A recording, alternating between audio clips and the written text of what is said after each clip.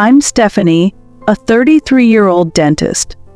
On the surface, I have it all: a thriving practice, a beautiful life. But 3 years ago, my parents secretly sold the lakeside house my grandfather left me, just to pay for my sister Emily's extravagant wedding. They took my inheritance. For her. I drove to Grandpa Walter's lake house, craving his presence. But at the driveway, a moving truck loomed. Strangers hauled furniture out my memories. Heart racing, I asked, "Whose house is this?" A man replied, "Ours. We bought it." Breathless, I froze. Only I could sell it. Who betrayed me? In my family, there was Emily, and then there was me. Emily was the golden child, the star of every show. Her report cards were celebrated. Her tiny accomplishments were praised as miracles. I was just the background character in her life's movie, always standing in her shadow. Every photo album, every home video tells the same story. Emily's smile, Emily's awards, Emily's birthday parties. My own milestones were often forgotten. It felt like I was invisible, that my worth was only measured by how I could support my sister's shine. It was a constant, exhausting comparison. The only person who saw me was Grandpa Walter. He saw the fire in my eyes, the ambition in my heart. He never compared me to Emily. He just loved me for me. Our bond wasn't built on grand gestures, but on quiet moments spent together at his lake house. That house became my sanctuary, my escape from a world that never felt like home. It was a physical place that represented a love that was unconditional, a bond that was truly mine. It was the one thing they couldn't take from me, or so I thought. They always called me the responsible one. "Stephanie will figure it out," they'd say. It was never a compliment. It was a convenient label, an excuse to direct all their energy and attention toward Emily. My success wasn't a source of pride for them. It was just proof they didn't have to worry about me. I went through dental school with little support. They'd call to ask if I needed anything, but I always said no, knowing they would just redirect the money to Emily anyway. So I worked 2 part-time jobs, paid my own way. When I graduated, they clapped, but it felt hollow. They were proud of the result, not the struggle. They never asked me about my practice. Not really. It's a lot of work, isn't it? My mom would say, already looking for Emily to come talk about her latest vacation. My independence was a shield they used against me. "You're so self-sufficient" was just another way of saying we don't have to help you. So I learned to live with it. I found strength in my loneliness. My success wasn't for them, it was for me. I built my own world piece by piece, brick by brick. A world where I didn't need their approval. I thought I had everything I needed, but I was about to learn that they could still reach across the distance and take away the one thing that was truly mine. The lake house wasn't just a building, it was my sanctuary. It was where I went to escape the constant pressure of my family's expectations. Here there was no golden child, no comparisons, just me and Grandpa Walter. He'd let me help him fix things around the cabin, and for the first time I felt truly useful, truly seen. He taught me how to fish, how to fix a leaky faucet, and how to be patient. But most importantly, he taught me my own worth. He'd tell me that I was the one with the steady hands and the good head on my shoulders. His words weren't a label, they were a lifeline. He gave me a place where I felt I truly belonged. This house wasn't just a weekend getaway. It was the physical manifestation of our bond. When he told me he was leaving it to me in his will, it felt like the greatest gift he could give. It was a promise, a beacon of hope for my future. A place I could always return to, a safe harbor no matter how stormy life got. The lawyer cleared his throat, adjusting his glasses. The air in the room was thick with tension. My parents were sitting up straight, expectant. Emily was smiling, a look of smug certainty on her face. They all assumed everything would be divided equally, with Emily, of course, getting the lion's share. Then the lawyer spoke the words that changed everything. The lake house and all its property are to be left to Stephanie fully and without condition. The smile fell off Emily's face. My mother's jaw dropped. My father just stared, his eyes wide with a look of pure disappointment. They weren't happy for me. They were shocked, and they were angry. Emily couldn't even hide her jealousy. "That can't be right," she blurted out. "Grandpa must have made a mistake." Her voice was filled with a mix of disbelief and venom. My parents, instead of reprimanding her, just nodded in silent agreement. It was in that moment that I realized their love was a conditional transaction. My dad cleared his throat, trying to compose himself. "Well, Stephanie, you don't need it. You're a dentist, you're so responsible." The very words they'd used to dismiss me were now being used to justify taking my inheritance. I didn't feel joy. I felt a cold, deep sense of betrayal. The house was a symbol of love, and they had just shown me theirs was absent. The whole reading felt like the final chapter of a story I'd lived since high school. Back then, my parents bought Emily a brand new car before she even graduated, while I worked long hours at a coffee shop to afford textbooks. They called me proactive, never asking if I needed help. Emily got designer clothes, parties, cars her full life. I got lectures about building character. Their love was scarce and every drop belonged to her. Out of that injustice grew my determination. Each gift to Emily drove me to work harder, not to prove them wrong, but to prove I could survive without their approval. Independence wasn't a choice, it was survival. The irony, they praised me for the strength they forced on me. I built my world alone, a quiet rebellion they never noticed. I thought self-sufficiency made me safe, but I was wrong. The one thing they couldn't take, they secretly sold. I remember the day I got my acceptance letter to dental school. It was the culmination of so much effort. I called my parents, my voice shaking with excitement. My dad said, "That's great, honey. We're so proud."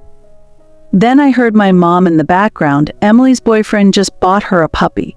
Isn't that just the sweetest thing?" My news was just a preface for Emily's. It happened again at my graduation. I was graduating top of my class, but all my parents wanted to talk about was Emily's next big trip. "Emily's going to Europe for a month," my mom told everyone. Isn't that wonderful? My achievement was overshadowed by their latest project, making Emily's life seem as glamorous as possible.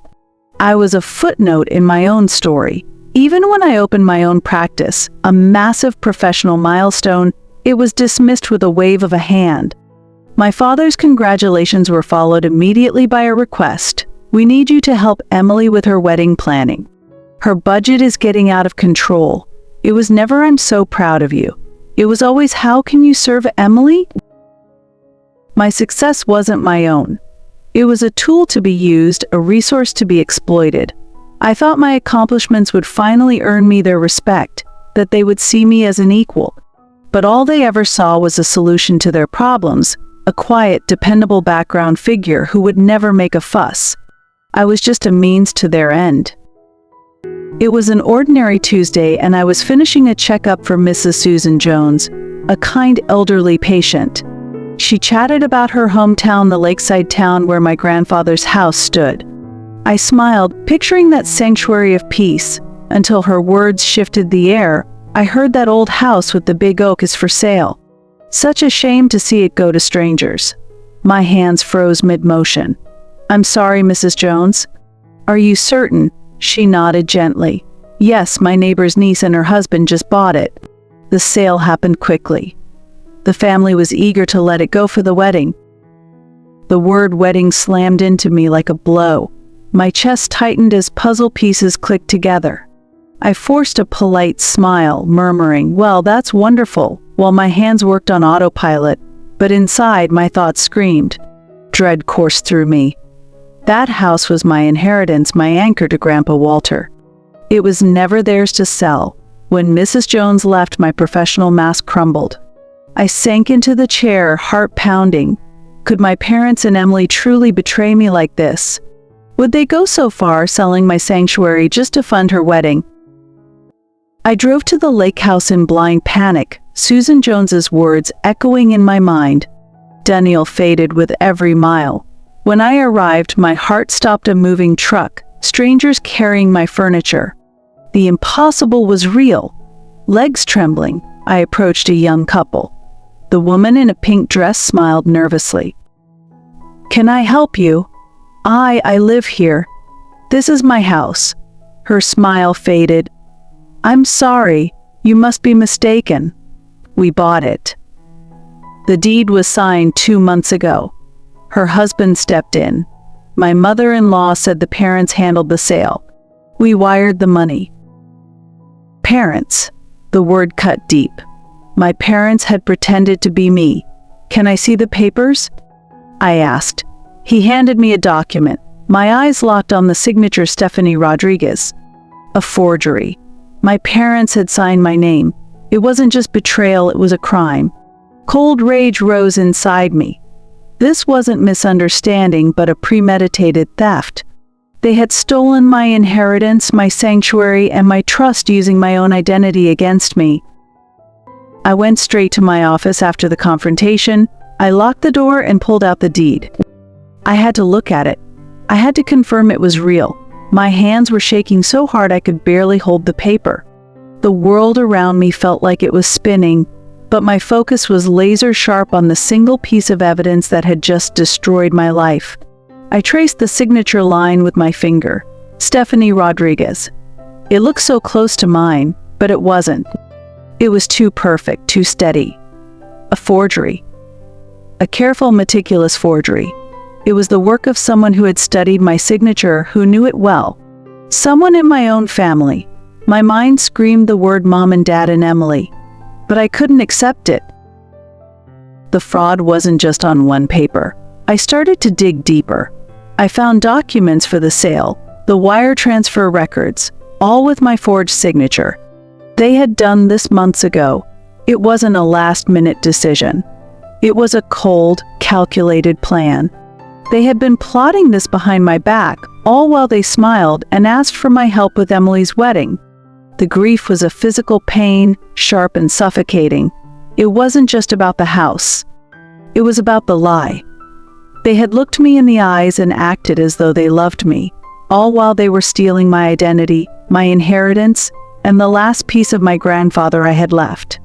They had taken my sanctuary and sold it for a party. I couldn't breathe. A cold, hard rage began to replace the grief. The tears stopped. I wasn't just angry. I was furious. This wasn't a family dispute. This was a crime. They had abused my trust, taken advantage of my so-called independence, and committed fraud. They thought I was the easy one, the one who would just accept it. They thought I was their quiet little secret, but I wasn't. This wasn't going to be another moment in my life they got away with. My pain was about to turn into my power. They had made a terrible mistake. They had underestimated me. I looked at the forged signature again, and for the first time, it didn't fill me with sadness. It filled me with purpose. They took my home. Now I would take their peace. I walked into Olivia's office, not as a friend, but as a client. My hands were steady, my voice calm. I laid out the documents on her desk. The deed, the forged signature, the transfer records. "They sold the lake house," I said, my voice flat, "to pay for Emily's wedding. They used a forged signature to do it. Tell me my options." Olivia, my best friend since college, examined the papers. Her professional facade quickly melted away, replaced by shock and anger. "Steph," she said, looking up at me, her voice low and serious, "this isn't just a family dispute. This is fraud. Forgery is a serious felony. What they did, they can go to prison for this." I listened to the legal terms, the potential consequences, the process of a lawsuit. It all sounded so clinical. "So what's the first step?" I asked. "We file a lawsuit," she said. "We get a court order to halt the sale, and we file a police report. We can move on this tomorrow. It'll be a mess, but we can get your house back." I took a deep breath. "We're not doing that. Not yet." Olivia looked at me, confused. "What do you mean, not yet?" The wedding is in 2 weeks. This could ruin everything for them. A cold smile touched my lips. Exactly, I said. That's what they did to me. And they're not going to be able to use my money for their fairy tale wedding. Not if I expose them now.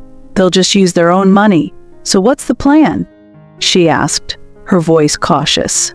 We wait, I said, my resolve hardening. We let them have their big, beautiful, expensive wedding. We let them bask in the glory of their success, paid for with my inheritance. We let them think they got away with it. Let them have their big day.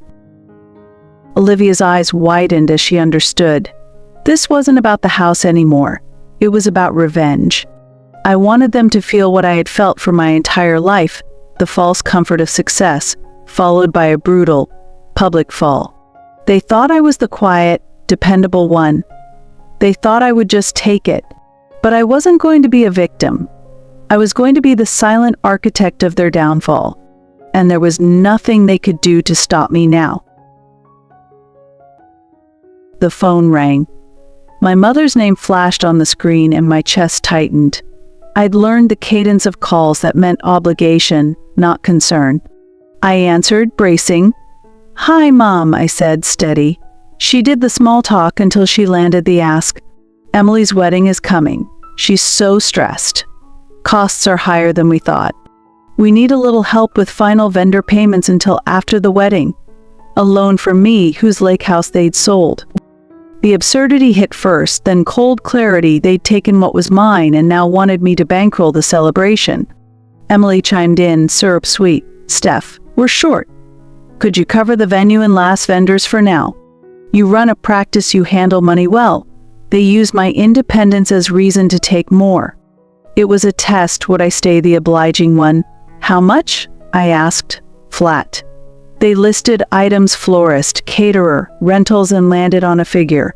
About 30,000. 30,000. A sliver next to the house's value, yet presented as unbearable. My father's voice slid into the old pressure. Stephanie, it's for family. It's for Emily. It's the least you can do. The least you can do. Those words had a history. I thought of the forged deed, movers hauling my life away, my grandfather's porch swing, the oak's shadow. Anger and resolve braided. Something inside me unknotted. Years of being praised for being responsible had been weaponized. This was theft, not a simple request. I said one word. No. Silence crashed. My mother gasped. Emily switched between pleading and anger. My father tried guilt. Their reproaches, selfish, ungrateful, heartless, ricocheted off me. The refusal felt like a door closing on my old compliance. No, I repeated. I will not loan you 30,000. I will not fund Emily's wedding. Their voices rose and then dimmed. When I hung up, the quiet that remained was not empty. It was relief threaded with purpose. I had refused to be complicit.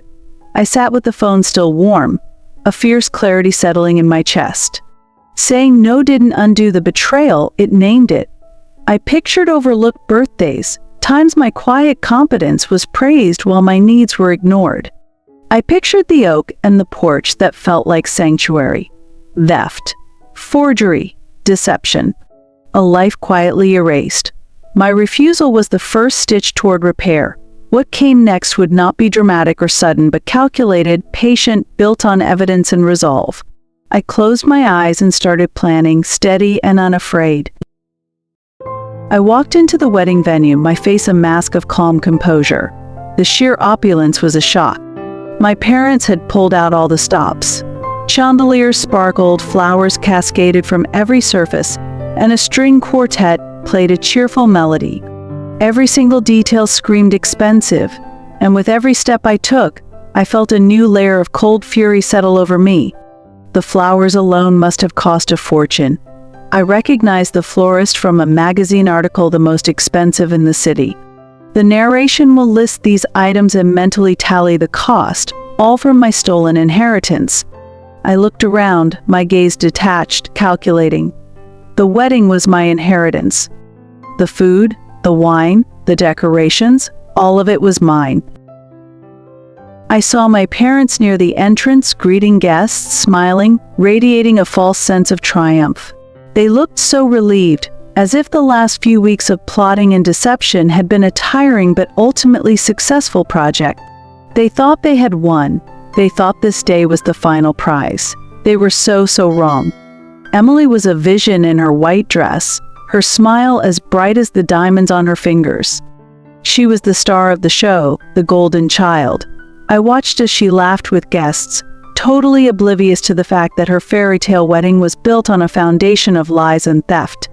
Her happiness was a grand insult to my grief. My inner monologue was a list of grievances, each item a small spark of the rage that was building inside me. My high school yearbook, my college graduation, my dental practice, every milestone, they had diminished all for this. They took my history, my memories, and my inheritance to throw a party they would forget in a week. My father came over, pulling me into a hug. "Stephanie, honey, so glad you came," he said, his voice a little too loud. "Everything is so perfect. Emily is so happy." His eyes pleaded with me, a silent request to forget our last phone call. I just nodded, a small, knowing smile on my face. "She is beautiful, Dad," I said. "She really is." They thought I had accepted my defeat. They saw my presence as a sign that I had finally caved, that my no was just a moment of rebellious weakness. But my presence was an act of war. I was there to witness their false victory, to see them at their happiest, to make the fall all the more painful. The party continued, a grand lie in motion. The toasts, the speeches, the father-daughter dance, each moment was a new insult, a new wound. But the pain had been replaced by a cold, surgical focus. My grief was gone, burned away by the fury. Now there was only the plan, only the moment of truth that was rapidly approaching. The noise of the wedding was overwhelming, a sea of happy chatter and music. But then I saw her. Olivia, my best friend, standing by the entrance, scanning the crowd. Her face was a beacon of calm in the chaos. Seeing her, I felt a wave of relief wash over me, a sense of grounding I hadn't felt since I first saw the moving truck. She found me and walked over, her face serious. She didn't say a word, just pulled me into a tight hug. It wasn't the kind of hug you give a friend at a wedding. It was the kind you give to a soldier before a battle. In that moment, surrounded by the joy of strangers, I felt completely seen, completely understood. I wasn't alone anymore. We found a quiet spot near a pillar. "Are you sure?" she asked, her voice low. "There's no going back from this. Your family, they will never forgive you." Her question wasn't a warning, it was a final check, an act of true friendship. It was her way of asking, is this worth losing them forever? And I had to be honest with her and myself. "They stopped being my family the moment they sold my house," I said, my voice as cold as my expression. "They made this choice, not me. They made me the villain when they forged my signature. The forgiveness they're asking for is a lie, a one-way street they've always expected me to walk down. I'm choosing a different path now." Olivia nodded slowly, understanding. She reached into her clutch and pulled out a small metallic flash drive. "This has the lawsuit, all the documents, everything we need," she said. "I'll be by the bar. At your signal, I'll send the email to the police and the lawyer and the court. There's no turning back after that." The flash drive felt like a key to a new life, a new identity. I looked out at the sea of faces, my parents laughing, Emily dancing with her new husband, a vision of false perfection. They had no idea. They thought this was their happily ever after, their final victory. They thought my quiet compliance was a sign of defeat. I gave Olivia a nod, a silent sign that sealed their fate. Olivia's voice was firm but gentle. "You are doing the right thing, Steph. They chose to hurt you. They chose to take what wasn't theirs. This isn't revenge, it's justice. You're not being cruel. You're simply telling the truth, and for once, the truth will set you free, not imprison you." I felt a quiet calm settle over me. The anger, the grief, the resentment, it was all gone. replaced by a singular, cold purpose. I was a dentist, I was a builder, I was a survivor, and now I was an architect of justice. They built their victory on my loss. I was about to expose the fraudulent foundation of their perfect life. The music swelled. The doors opened. My sister Emily walked down the aisle, a vision of white lace and smiles. My father's hand was on her arm, his face a mask of proud emotion. It was a perfect scene from a fairy tale, a moment of pure bliss. And it was all a lie, my lie, because I was letting it happen. I watched from my seat, a silent, still observer. I saw my father whisper something to Emily. He looked so happy, so proud. I knew this moment, this expensive moment of pride, was bought with my inheritance. Every tear he shed was a lie. Every smile was a lie. His pride was built on my pain, and for a fleeting moment I wanted to end it all. But I didn't. The ceremony ended. The reception began. I sat at my table, watching the chaos unfold. My parents moved through the crowd, laughing, toasting, and acting like the perfect family. They were the stars of the show, finally getting the attention they always wanted. This was their public victory, their big moment. My silence was their gift. I watched Emily and her new husband have their first dance. It was a beautiful moment, but all I could see was the forgery on the deed. I saw the 20-year-old me, alone, building a life from nothing. They were dancing on my grave, and they had no idea. The longer they danced, the happier they looked, the more I knew my plan was working. My father came over holding a glass of champagne. "Stephanie, why aren't you dancing?" he asked, his smile a little too tight. "It's your sister's big day." I smiled back, a calm, chilling smile. "Just taking it all in, Dad," I said, enjoying the moment. "It really is a beautiful celebration. A very, very expensive one." He looked at me, a flicker of suspicion in his eyes.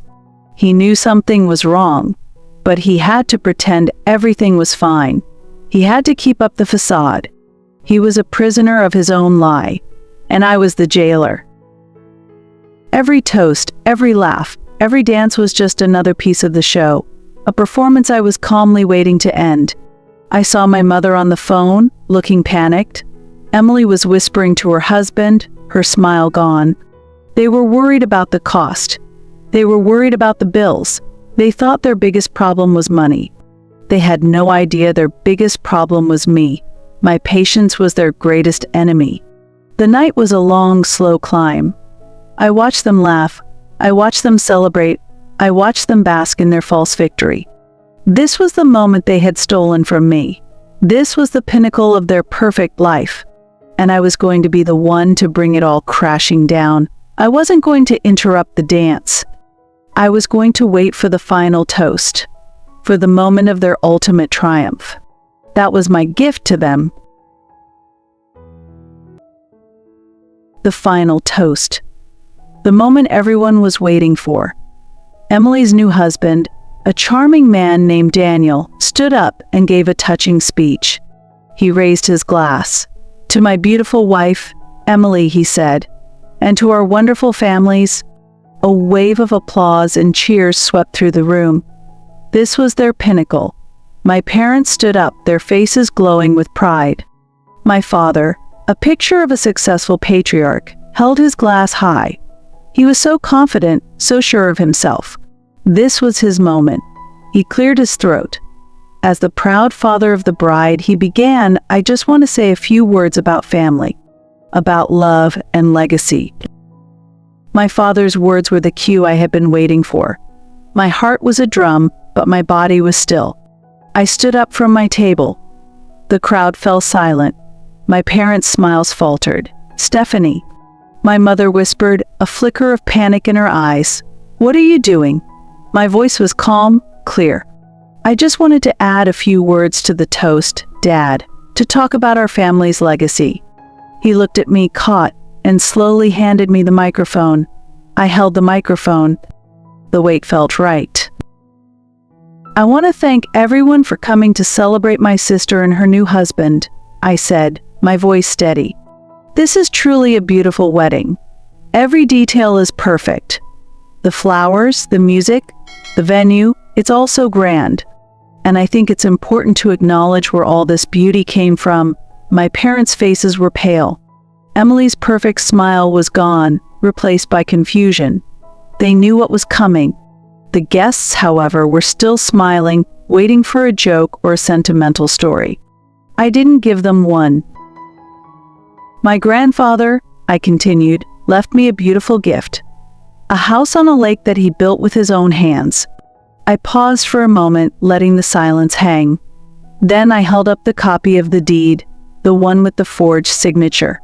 The crowd gasped. My mother's eyes widened in horror. And I'd like to propose a toast, I said, to the forged deed that paid for this entire celebration. The sound of a glass shattering on the floor cut through the silence. My mother had dropped her champagne flute. My mother stood frozen, a look of complete terror on her face. My father stepped forward, his eyes full of rage. "Stephanie, stop this now," he growled. But his voice was weak. He had lost control. "Why?" I asked, my voice getting louder. "Because the guests should know what a loving family you are. You didn't just sell my house. You forged my signature. You committed fraud to pay for Emily's perfect wedding." Emily was sobbing now, her perfect white dress stained with her tears. Her husband, Daniel, looked at her with a mix of shock and disgust. This wasn't the fairy tale he had married into. This was a nightmare. His family, sitting nearby, was staring in disbelief. The truth had finally been revealed, and it was uglier than anyone could have imagined. I looked at my mother, whose composure had completely shattered. "You always told me I was the responsible one," I said, my voice dripping with ice. "The one who was good with money. You were right. I was. Which is why I'm here now. To take back what you stole." My father was a broken man. He was no longer the proud patriarch. He was just a thief who had been caught. He tried to speak, but no words came out. His face was a mask of defeat, and for a second, I almost felt pity. But then I remembered the loneliness of my childhood, the forged deed, and the lake house. I took a deep breath. The police have been notified. The lawsuit has been filed. The sale has been legally nullified. This perfect little wedding you've all spent so much money on, it's over.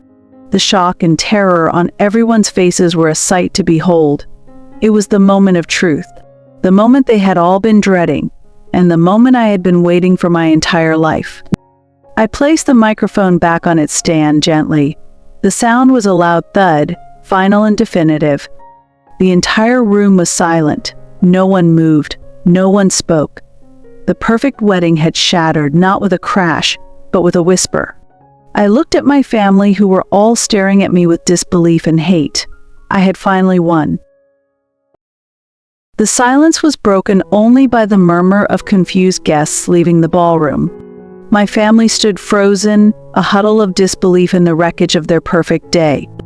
My mother's face was a masterpiece of horror. My father's was a mix of shame and rage. And Emily, my sweet, oblivious sister, was a sobbing, defeated mess. My mother was the first to move. She rushed toward me, her face contorted with fury. "How could you?" she hissed, her voice low and venomous. "How could you do this to us? To your sister?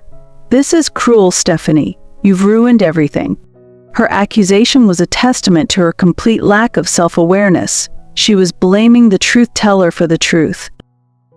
I met her gaze without flinching. My voice was calm, almost bored. "I didn't ruin anything, Mom." "You did." I gestured to the ballroom. The lie was a beautiful piece of art. I just held a match to it. "You built this perfect life on a foundation of theft. The wreckage you see, that's your handiwork, not mine." The coldness in my voice seemed to shock her more than the truth itself. My father came up behind my mother. "You can't get away with this," he said, his voice trembling with a mix of fear and rage. "We'll sue you. We'll expose you for what you are." I just gave him a sad smile. "I'm afraid it's too late for that, Dad. The police already have the evidence. The court has the lawsuit. I'm afraid your days of bluffing are over. It's time to face the music." Emily finally came over, her mascara running down her cheeks, her voice a pathetic wail. "My wedding is ruined. My life is ruined. How could you do this to me, Stephanie?" She wasn't asking about the fraud or the lies. She was crying about a party. Her selfishness was so immense, so absolute, it was almost impressive. It solidified every reason I had done this. I looked at them all, my mother, my father, my sister. For the first time, I didn't see a family. I saw 3 people who had stolen from me, lied to me, and destroyed a part of my life. "This isn't revenge," I said my final words to them. "It's a debt. The debt is paid now. I hope the memories of this beautiful, expensive night last you a lifetime." The perfect wedding was a tomb of shattered dreams. My family stood there, a trio of villains whose masks had finally fallen. My mother, the master manipulator, was the first to try and rebuild the facade. She took a step toward me, her eyes pleading, her voice a soft, gentle whisper. "Stephanie, honey, we can fix this. You're our daughter. We love you." I held up a hand, stopping her. The love she spoke of was a currency, a tool. "No, you don't," I said, my voice cold. "You love the idea of me. The idea of a compliant daughter who works hard and doesn't ask questions. The idea of me as a resource. That's not love. That's a transaction. And this transaction is now null and void." My father, the self-proclaimed patriarch, tried a different tactic. "Stephanie, this is an act of betrayal." He roared, his voice filled with fury and fear. "After everything we've done for you? We put you through school, we supported you, we gave you a family. You're spitting in the face of everything we built." I gave a small, bitter laugh. "You didn't give me a family, you gave me a cage. You didn't support me, you conditioned me to serve your needs. You never once celebrated my accomplishments for what they were. They were just proof that your investment was paying off. This isn't betrayal, Dad. This is emancipation. This is me finally walking free." Emily, still sobbing, rushed forward, grabbing my arm. "Please, Steph, you're my sister. You're supposed to love me.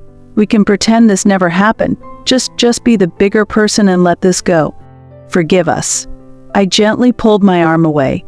"Being the bigger person is exactly what allowed you to steal from me in the first place. Emily," I said. "For my entire life I have been the bigger person. I have forgiven, I have overlooked, I have kept quiet. And what did that get me? A forged deed and a stolen inheritance?" Their faces were a study in utter disbelief. They had never once considered me an equal. I was always a tool, a resource. And now that I had broken free, they had no idea how to function. They were so dependent on my willingness to be a victim that without it, they were lost. I was looking at 3 broken people. My father, in a last desperate move, pulled out his checkbook. "How much?" he asked, his voice shaking. "How much to make this go away?" He had no other way of thinking. Money was their solution to everything. The irony was so immense it was almost comical. He was trying to buy me with the very thing he stole. I looked at the checkbook, then back at his desperate eyes. "You don't understand," I said. "It was never about the money. It was about respect. It was about a home. It was about a legacy that was supposed to be mine. A legacy you sold to pay for a party." My final words to them: "You had a choice. You could have been honest. You could have been a family. You chose this. Now, you get to live with the consequences of that choice. The house will be returned. The debt is paid. But my forgiveness, that's one thing you can't buy." I turned my back to them for the last time. The air felt lighter. I was free. And they were truly, finally, alone. I walked away from the ballroom, the sound of my family's cries fading behind me. It wasn't triumph I felt, but a profound sense of peace. The anger that had fueled me for months was finally gone. I didn't hate them anymore. I just didn't feel anything at all. It was the feeling of a debt paid, of a final exam passed. I was free. I got into my car and started the engine. I didn't look back. I didn't want to. I wasn't running away. I was driving towards something new, something real. I called Olivia. "It's done," I said. "The lawsuit has been filed. The police are on their way." Her voice on the other end was filled with relief. "I knew you could do it." I drove out of the city, the lights of the building shrinking in my rearview mirror. The glittering world of their perfect life was fading behind me. My life, the one I had built with my own hands, was waiting for me. This wasn't revenge. Revenge is about inflicting pain. This was justice. Justice is about restoring balance. And my balance had finally been restored. Days turned into weeks. The legal battle began. I was no longer a victim. I was a plaintiff. My story was no longer a secret. It was a fact. The fraudulent sale was undone. My parents were facing serious charges. Emily was left to pick up the pieces of a marriage built on a lie. Their perfect family was shattered, and I felt no guilt. The lake house was mine again. The first time I walked in, it felt like coming home. Not to a place, but to myself. This house was a monument to my resilience, a symbol of everything I had built, lost, and reclaimed. I was no longer defined by my family's betrayal. I was defined by my strength. I never heard from them again. I had set my boundary, and they had no choice but to respect it. My life was finally my own. No more guilt, no more expectations, no more lies, just me, my house, and the calm, peaceful waters of the lake. I was finally, truly free.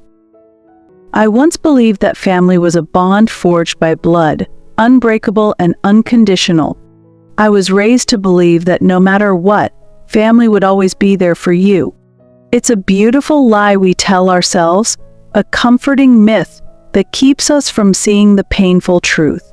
That some bonds are not meant to last, and some people are not meant to be trusted. My family built their lives on the illusion of perfection, on a foundation of control and manipulation. They saw my kindness not as a virtue, but as a weakness to be exploited. They took my legacy, my home, my past, and my identity, and they sold it all to throw a party for themselves. They thought it was a brilliant plan. They thought they had won. I often hear people say that revenge is a cold dish best served cold. But my story isn't about revenge. Revenge is about making someone else suffer. Justice is about making sure they face the consequences of their actions. My family didn't lose their perfect life because of me. They lost it because they built it on a lie. The forged deed was the final nail in the coffin of our relationship. It was a tangible piece of evidence that proved who they truly were. It was the moment they stopped being my family and started being my betrayers. The moment I held it in my hand, I knew my life was about to change. I knew I was about to be free. And so I chose justice. I chose to speak the truth, even though it was a painful and isolating choice. I chose to expose the fraud, to set the legal machine in motion, to make sure they couldn't get away with their crime. I didn't do it to hurt them. I did it to heal myself. I did it to get my home and my identity back. The lake house is mine again. The silence here is a comfort, not a sign of loneliness. It's the sound of peace. The most important thing I learned is that you can't build a new life with people who broke your old one. You have to set boundaries. You have to be strong enough to walk away from the people who tell you that their betrayal is your fault. So my final words to anyone who has been wronged by the ones they love are this: don't just seek revenge. Seek justice. Don't just find a way to punish them. Find a way to heal yourself. Because in the end, the greatest victory isn't making them suffer. It's living a life that proves you were right to leave them behind. The morning sun rose over the lake, painting the water in hues of orange and gold. I sat on my newly built porch, a cup of coffee in my hands. The air was cool and crisp, and the only sound was the gentle lapping of the water against the shore. This was my new reality. This was peace. I could still remember the fear and the anger, but it felt like a dream. It felt like something that happened to another person. The chaos of the past had faded, replaced by this profound, beautiful silence. I was no longer the girl they told me I was. I was the woman I was meant to be, forged in the fire of their betrayal. The house itself was a work of love. I had spent months sanding, painting, and rebuilding. Every nail I hammered, every coat of paint I applied, was a step toward reclaiming my life. It wasn't just a building anymore, it was a physical manifestation of my resilience. It was the proof that they hadn't broken me. They had only made me stronger. The work was my therapy, my way of putting my shattered pieces back together. The smell of fresh wood, the feel of the cool lake breeze on my skin, these were real, tangible sensations. Unlike the empty words and false promises I had lived with for so long, here everything was real. Everything was mine. Olivia came to visit often. We sat on the porch, laughing and talking, a friendship built on a foundation of honesty and trust. She was my true family. The one who had stood by me when I had nothing. The one who had helped me fight for what was mine. We didn't need to speak of the past. The present was all that mattered. The legal case was swift and conclusive. The forged deed was thrown out. My parents faced charges. The wedding had cost them everything. Not just money, but their reputation, their family, their freedom. Their perfect life was now a perfect prison. Emily's husband had filed for divorce, leaving her to deal with the fallout alone. I often sat by the lake watching the water. The surface was so still, so calm. It was a mirror of my own mind. The storm had passed. The chaos was over. I was no longer a victim. I was a survivor. My worth was not dictated by their approval or their money or their love. My worth was inherent. I had earned my peace. I found a hidden compartment my grandfather had built. Inside, a single note. "This house is a home because of you," it read. I wasn't just inheriting a place. I was inheriting his trust, his belief in me. It was a final, loving message from the only family member who saw me for who I truly was. The house on the lake was not just a house. It was a monument to my grandfather's love, a love that was pure and unconditional. He had built this home with his hands, and I had reclaimed it with mine. It was a testament to the fact that blood doesn't make a family. Trust, respect, and love do. And I had a family now. A real one. I learned that sometimes the most loving thing you can do for yourself is to walk away, to close the door, to set a boundary that can never be crossed. My family had no idea what they had lost. They had lost a daughter who would have done anything for them. I had lost a family that never truly existed. And in the end, I was the one who was truly free. The sun was setting over the lake, painting the sky in a gentle wash of pink and purple. I sat on my newly built porch, a book open in my lap, enjoying the silence. The peace was absolute. It was the kind of peace I had never known before. A peace that wasn't fragile or conditional. Then my phone rang. A number I didn't recognize. A part of me knew exactly who it was. I hesitated for a long moment. It was the moment I had been preparing for, the moment they would try to get me to return to their world of lies. I took a deep breath and answered. "Hello," I said, my voice steady. It was my mother. Her voice, once so commanding, was now small and weak. "Stephanie, is that you? Please don't hang up. Please." She began to talk, her words a mix of false remorse and desperate pleas.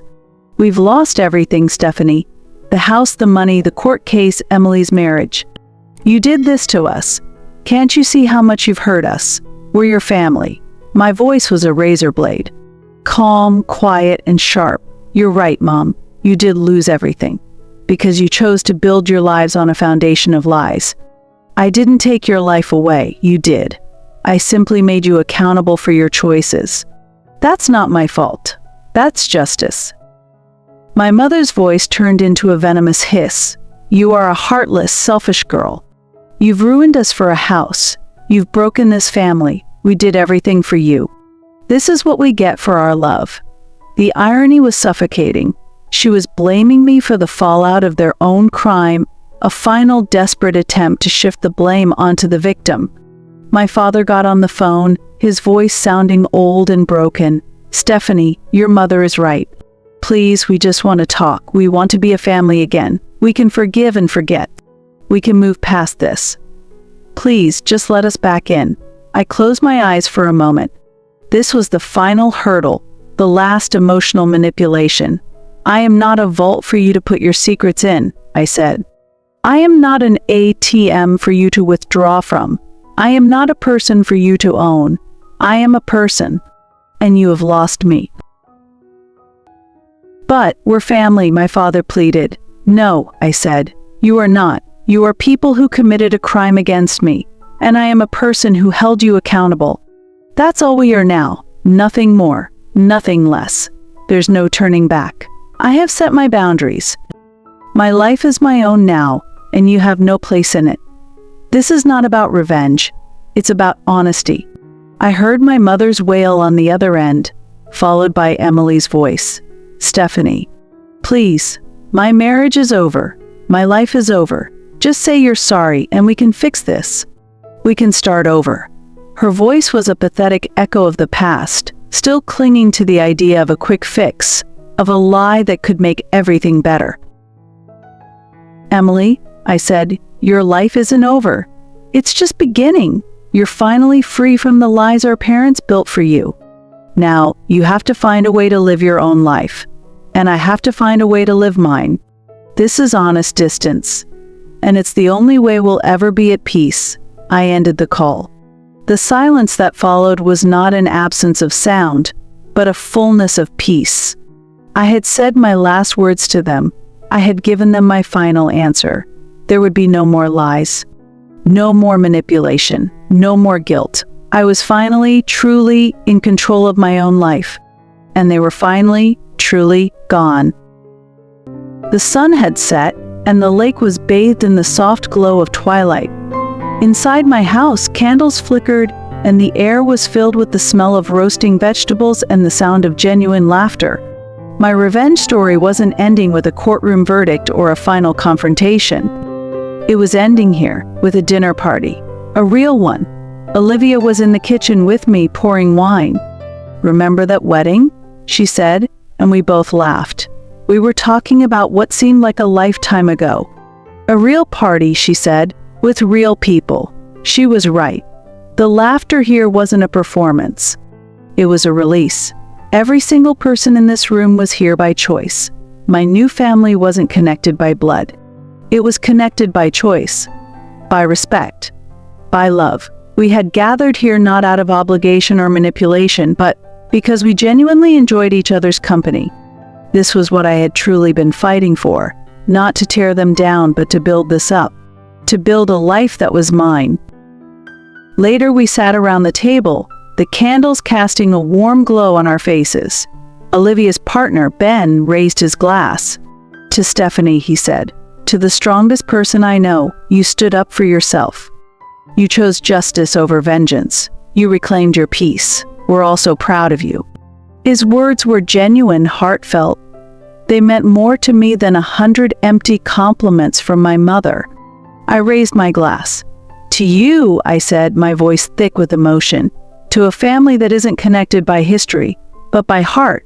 To a life where authenticity is more important than appearances. To finding your people, and to building a home with them. Thank you for showing me what real love feels like." We clinked glasses, the sound a chime of our collective liberation. The night went on, filled with stories and laughter. We didn't talk about my parents' fate or Emily's shattered marriage. Those were their stories. This was mine. My story was about finding peace after the storm.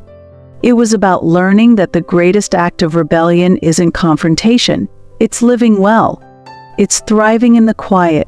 I looked around the room at the people I had chosen to be my family. Olivia, who never once doubted me. Ben, who saw my strength, not my pain. And my other friends, who had come to celebrate not my revenge, but my liberation. The old house was full of new life, new memories, new love. This was the true inheritance my grandfather had wanted for me. I walked to the porch just for a moment to take it all in. The house stood silent, a quiet monument to my survival. I thought of the night I had first discovered the forged deed. The cold, sick feeling of betrayal. Now there was only warmth, there was only peace. I had a home and a family, all by myself. My story isn't just about a house or a family. It's a reminder that you have the power to define your own happiness. You can choose to walk away from toxic relationships, no matter who they are. You can choose to heal. You can choose to build a life on your own terms. You can choose your own family. And you can choose your own peace. The lights of the auditorium were bright, a stark contrast to the quiet darkness of my lake house. I stood on a stage, a trophy heavy in my hands, looking out at a sea of smiling faces. I was at a prestigious architectural awards gala. The announcer had just called my name, and the applause was deafening. This was a world away from the one my family had tried to build for me. For years, my parents had tried to pull strings to get me jobs based on their connections. My career was supposed to be a reflection of their social standing, not my own talent. But this award, this was all mine. No favors, no backroom deals, just hard work, a lot of late nights, and a vision that was all my own. It felt like a victory more profound than any legal battle. I stepped up to the microphone, the warmth of the spotlight on my face. My family had always told me what to say, what to do, how to act in public. But tonight, the words were my own. "Thank you," I began, my voice clear and steady. This project was a labor of love, and a lesson in what it truly means to build something from the ground up. I learned that the most important foundations aren't built on money or reputation, I said. They're built on honesty, on integrity, on courage. I am standing here today because I chose to build a life on those principles. I chose to build something true, and in doing so, I found a peace more valuable than any inheritance. I scanned the audience, looking for Olivia. She was in the front row, a proud smile on her face. "I'd like to thank my friend Olivia," I continued. "She taught me that family isn't a bloodline. It's a lifeline. She was there when I had nothing. Her support was the first brick in the foundation of my new life. Thank you, Olivia." The applause was even louder this time. I felt a tear well up in my eye, not of sadness, but of pure joy. My career had once been a way for my family to control me, but now it was a testament to my freedom. Every successful project I completed was another nail in the coffin of their lies. Every award was a monument to my truth. I concluded my speech, a confident smile on my face. I didn't need their approval anymore. I didn't need their applause. I had my own. My success was a quiet thunder, a validation that didn't need their permission. It was the final, honest triumph. The kind of victory that lasts a lifetime. The sun had just risen, casting long shadows across the lake. The world was quiet, a stillness that had become the soundtrack of my life. I sat by the water's edge, alone. No one was watching. No one was there to judge. This was the final, private chapter of my story. It was just me and the quiet truth of the morning. In my hand, I held a small, worn-out photograph. It was a picture of me and my grandfather, taken years ago. His arm was wrapped around my shoulders, his smile crinkling the corners of his eyes. It was a simple moment of pure, unconditional love. I remembered the feeling of his rough tweed jacket and the scent of his pipe tobacco, a memory so clear it felt like a dream. My family had tried to erase him. They had tried to erase his love, his legacy, and his memory. They told me he was a foolish man, that his house was a burden, that his love was just a childish fantasy. But the photo had survived, just like I had. It was a symbol of everything I had been fighting for, the memory of a good man, and the home he had built for me. A home filled with a love my parents could never understand. I had to let go. I had to let go of the anger, the pain, the sadness. I had to release the burden of their lies, not by confronting them, but by healing myself. I had to do this for me, for my own future. I held a small, lit match to the corner of the photograph. The flame licked at the worn paper. This wasn't an act of destruction.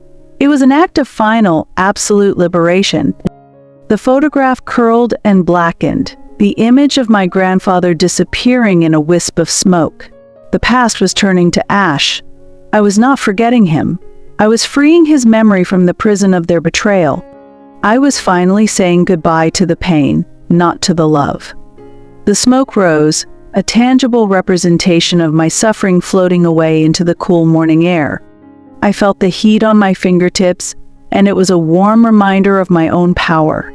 I watched the final pieces of the photograph crumble into a fine gray dust. It wasn't the end of a chapter. It was the end of the book. I had held on to this anger and pain for so long, and now it was nothing but a pile of ash. A tangible representation of the emptiness they had created in my life. And the final victory was realizing that that emptiness was now full. The weight of their lies was finally gone. I stood up, walked to the edge of the lake, and sprinkled the ashes into the water. They dissolved instantly, carried away by the gentle current. The cool water on my fingertips was a cleansing touch, washing away the last remnants of their poison. I felt a profound sense of lightness, a feeling I had never truly experienced before. It was as if I could finally stand up straight without the burden of their expectations on my shoulders. My victory wasn't in their defeat. It was in my own personal milestone of healing. It was in the silence of this morning and the quiet dignity of a life lived on my own terms. My revenge wasn't loud. It wasn't about public disgrace. It was a quiet triumph. It was about choosing to live a better life and proving to myself that I was worthy of it, all on my own. This wasn't the end. This was the beginning. Stephanie's story is a powerful one. We've watched her journey from betrayal to justice, from pain to peace. But the real lesson isn't in what she did to her family. The real lesson is in what she did for herself. It's about the difference between revenge and reclamation. The difference between tearing down a house and building a home. Revenge is often seen as a fiery act of destruction, a moment of satisfaction as you watch an enemy fall. But true, lasting vengeance isn't destructive. It's creative. It's the work of building something so beautiful, so authentic, so full of peace that the past can no longer touch you. The most powerful revenge is a well-lived life. For Stephanie, honest distance was not an act of cowardice. It was an act of profound strength. It was her way of saying, you no longer have access to my peace. You no longer have control over my emotions. My life is mine, and I am not a vessel for your pain or your projections. It was the ultimate boundary. And in choosing to leave that toxicity behind, she created a space for something new to grow. She redefined the word family. She learned that blood isn't the only thing that binds you. Loyalty, respect, and unconditional love, these are the true ties that connect human beings. The family you build is often stronger than the one you were born into. Her career milestone wasn't just about an award. It was a tangible victory over a past where her self-worth was dictated by her parents' approval. It was a monument to her own talent, her own grit, her own identity. It was proof that she was not just a person to be owned, but a person to be respected, on her own terms. But her greatest victory of all was her personal milestone, the quiet moment by the lake. The act of letting go of the anger, the hurt, the need for their approval. She realized that the deepest kind of peace isn't found in retribution. It's found in healing. It's found in the quiet, inner work of rebuilding your own soul. So, as we close this chapter, we leave you with this final thought. Your story isn't defined by the people who tried to break you. It's defined by the strength you found to put yourself back together. It's defined by the love you chose to accept. It's defined by the life you built on your own. You cannot choose the family you are born into, but you can choose the family you build. You can't choose the past, but you can choose your future. And you have the power always to choose your own peace, your own life, your own ending. What will you build from the ashes of your past? The story ends here. Your journey has just begun. You've seen Stephanie's story. You've felt her anger, her pain, her triumph. Maybe you've seen parts of your own story in hers. We all know what it feels like to be betrayed, to feel like you're fighting alone. But Stephanie's story isn't just about revenge. It's about a fundamental shift. Her journey teaches us a powerful first lesson. You owe no one your peace. You have the right to walk away from toxic relationships, even if they're family. Secondly, building is better than destroying. True revenge isn't about tearing down someone's life, but building a better one for yourself. Third, true family is a choice. Loyalty, respect, and unconditional love can form a bond stronger than blood. Fourth, your self-worth is defined from within. Your success and happiness come from your own talent, not from the approval of others. And finally, your story is a beginning, not an end. So, we leave you with this final call to action. Stop waiting for the world to give you justice. Give it to yourself. Start living your life on your own terms. Find your own family. Build your own home. Your victory isn't out there. It's right here, inside you.